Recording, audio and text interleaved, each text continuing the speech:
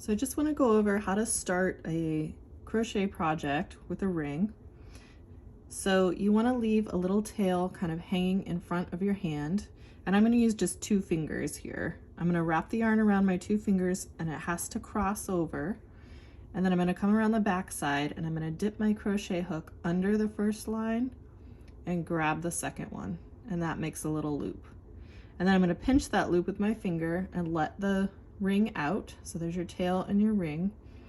And what you're going to do to make your regular single crochets is first we've got to make sure this isn't going to unravel. So we've got a loop here. I'm going to tighten it a little, and then I'm going to just do 1 chain, which is grabbing here and pulling a loop through.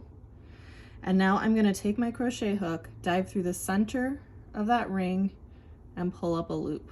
So now I have 2 lines on my hook, and I'm holding this taut with my index finger, which I think is really important. If you can figure out how to loop your yarn over your index finger. I'm going to grab that, which is called yarning over, and pull through these 2 loops.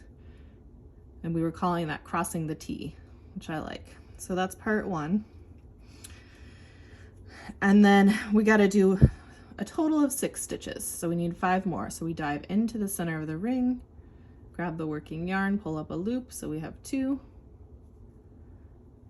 Grab that yarn again, pull through the 2, cross the T. So that's 2 stitches, and you can turn them over to the side to see the little V's on the top.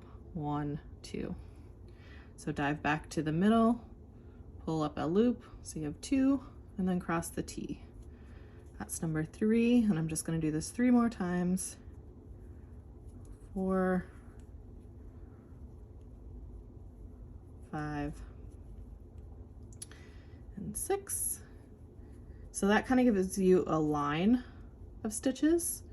And again, you can turn them over to the side to see your little V's, to know that you have 6. You're going to find your tail and you're going to pull on it until the ring closes. So that's what's nice about the magic ring, is it closes and leaves almost no empty center there. So let your working yarn hang down, and now we got to join. So we're going to count 1, 2, 3, 4, 5, 6, and we're going to insert the hook under the V of that 6th stitch,